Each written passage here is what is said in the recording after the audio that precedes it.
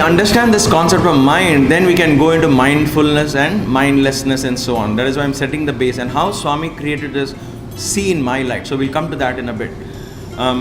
So the point is, the mind depends on these senses. Senses create thoughts. Now how do we experience something close to where the mind ceases to exist?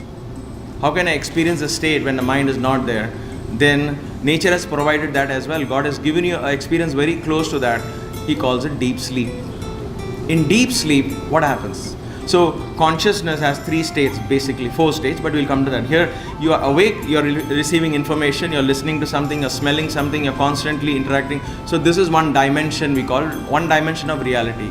So Vedanta and Swami says this is one dimension of reality, not entire reality is here. We got to understand this, because when we take a leadership position or we live a spiritual life, then we have to understand there are so many more dimensions to look at one particular situation, not just one here. So then in your dream state, what happens? In your dream state, time and space begin to lose their significance, right? You can dream 1 second you are in Calcutta, next second you're in Trinidad, third time you're somewhere in the US. You can just switch, it switches, right? The scenario switches so fast, and then you accept it. So there is a different level of reality that is played in your consciousness, and during the dream state, you identify yourself with that.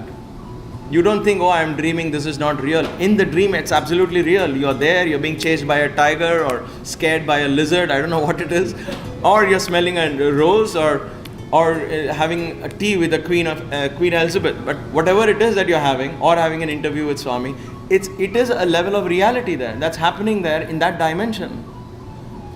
And that is why Patanjali says meditate on your dreams as well, because they are important. They are messages they are given to you in your dreams. You begin to understand more about yourself in your dreams. So you have a level of reality here which you think we are in control. Then there is a dream which is also under your control, but we don't realize it. Then there is a deep sleep. You exist in that deep sleep, but you're not aware of it at that time. So I won't talk too much of deep sleep, because I know you will slip into that right now. This is a very, very tricky time of the day to talk about deep sleep. And I'm glad I'm not on the other side of the podium. But I just want to give an idea to understand that when you're fast asleep without dream, you don't know you're fast asleep. You are not there to experience it. You don't exist. You're not aware of your nationality. You're not aware of your sexuality. You're not aware of your culture, name, nothing. You don't even know if you're sleeping on that $2,000 Tempur-Pedic bed or a $500 ordinary bed which you picked up in a flea market. Nothing matters, because in that state, you're completely lost. But when you wake up, you say, I slept well. Oh, I slept like a log. I don't know what hit me, I slept. The question is, how do you know you slept well? Were you there when you slept? No. Then how do you know you slept well? You're only able to infer at that point. In the absence of everything else, I infer that I slept well. It's an inference. It's not a direct experience, because you don't exist. So now, that in other words, you can't have the cake and eat it too. Once you eat the cake is gone. How can I have the cake and eat it too? Vedanta says this. Swami says it is possible to have the cake and eat it too. That is the 4th state of consciousness, where you experience the highest state of consciousness beyond deep sleep, but you there as a witness, witnessing it and yet not being there. That is a beauty. So we won't go into that kind of Vedanta talk, because at that point it becomes abstraction. Unless you experience it, you will not understand or know or not be able to relate to it. But I just want to throw it out there that this is where, when you begin to watch it from the 4th state of consciousness, that is the light. Swami is saying, my light, watch in my light, everything is seen.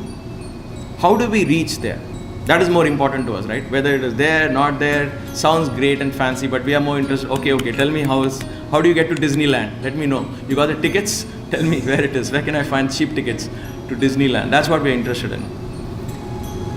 The beauty there is surrender. This my light, Swami is saying, see in my light. In other words, see the reality I have painted for you, not with your little flashlight. With your little flashlight, you can see here, you cannot see behind you. If you see behind you, then you can't see the past. If you see you're trying to look into the future, then you forgot the lessons you learned in the past. You look into the past, you're reminded of all your experiences in the past. And so your grief and anxiety constantly affecting you. Grief from the past, anxiety from the future, constantly affecting you, right? But he says, look in my light, everything is seen. How do we see in God's light?